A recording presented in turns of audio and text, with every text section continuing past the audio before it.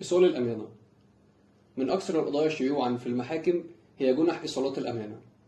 وده لأن إيصال الأمانة من أكثر الوسائل المتعارف عليها بين الأشخاص لضمان الحقوق، ولكن بنشوف في بعض القضايا أخطاء في إيصالات الأمانة بتؤدي لضياع حق المجني عليه وبراءة المتهم، ومن أشهر الأخطاء دي هي توقيع إيصال الأمانة على بياض،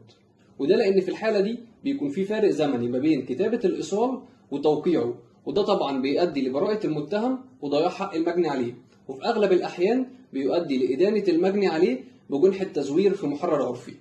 الطب الشرعي بيقدر يحدد فعلا إن كان في فارق زمني بين كتابة صلب الإيصال وبين توقيع الإيصال، وعشان نتجنب الغلطة دي لازم إيصال الأمانة يحرر كليا صلبا وتوقيعا في نفس الوقت، ويفضل يكون كتابة كل إيصال الأمانة بخط المستلم. وبالمناسبة التوقيع أقوى من البصمة.